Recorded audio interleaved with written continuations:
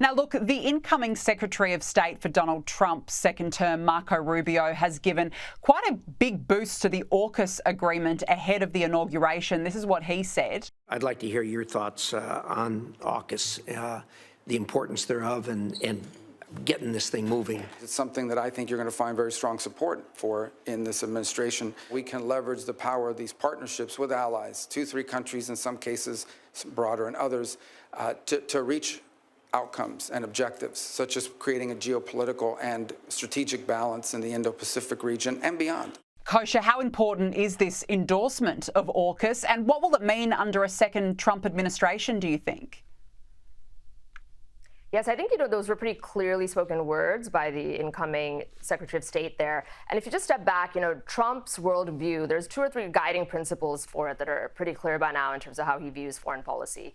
One is America first. So insofar as any deal puts American citizens and American national interests first, he will be in favor of it. This seems to fit that mold.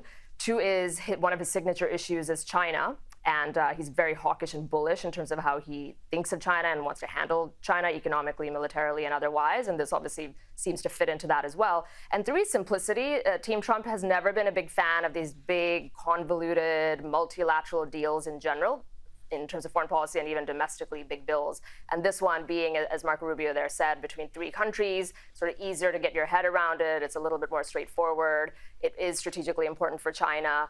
And as of now, just given the location of Australia in that, and as well as the role of the UK in this 100-year-plus alliance between these 3 countries, it does put American interests first. And as long as it continues to do that, it is something that I expect they will continue to support.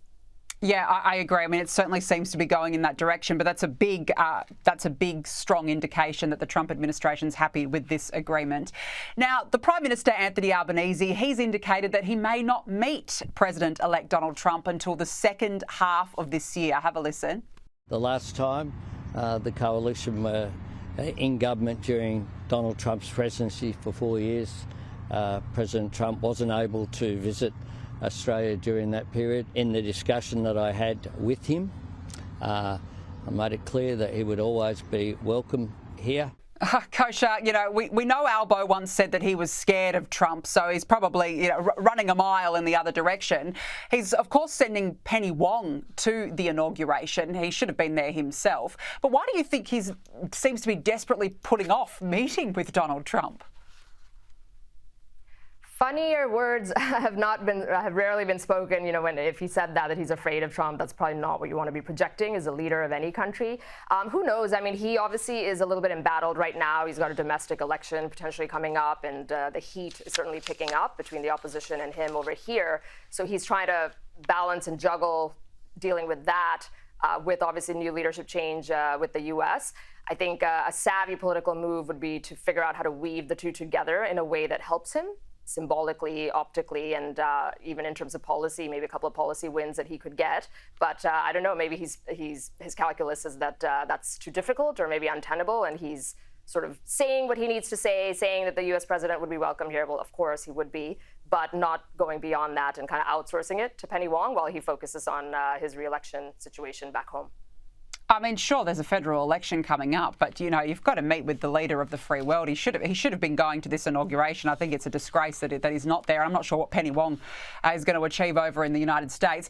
But look, now, all of our viewers will remember this viral moment between Jill Biden and Donald Trump, looking very chummy, I'd say very cosy at the reopening of the Notre Dame Cathedral in Paris last year. But now Jill Biden has revealed what the pair were actually chatting about in that moment. To quote her, to quote Donald Trump, "I had a good meeting with your husband in the Oval Office." That's what Trump said to Jill on the night. "Yes," Jill replied to Trump, "because you're both talkers." I thought that was quite funny, Kosha, that clearly they aren't enemies after all. So much in this. So, these moments, whether it's this one or Jimmy Carter's funeral service the other day, the reading into people who are sworn enemies in public life and then engage in these pleasantries and niceties and are so nice with the small talk has been just a fun sort of full-time sport for a lot of people. This was a moment that went viral. President Trump even leveraged it when he launched his $200 fragrance on the back of that, which was funny. And I think it just shows that all those accusations of, he's a threat to democracy, he's an orange Hitler, the country's going to die if he comes in, obviously were not true. They never believed it. And I just feel bad for any of their supporters, Biden supporters or Obama supporters, who maybe on some level actually believed it, that the whole country is going to fall into the hands of an orange Hitler. What are they thinking probably when they see these niceties now? That's the only one I worry about them. But for everybody else, it just proves what we all know, which is that politics is so much about theatrics. And underneath the theatrics, the things they say in public often don't mean much, unfortunately. Spot on, and you're right though. I mean, he was never a threat to democracy after all, was he? Despite the Biden's insistence, despite the Obamas of the world, they went on, and really they're all chummy underneath. I think you're right there.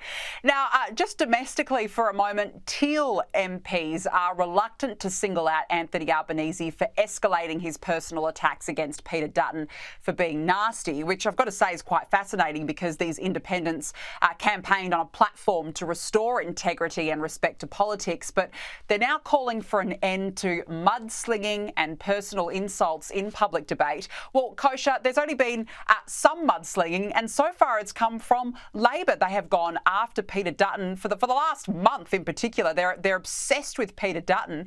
I just wonder, why won't these Teals come out and say Anthony Albanese put it to rest? Could they perhaps need Anthony Albanese in the event of a minority? What do you think?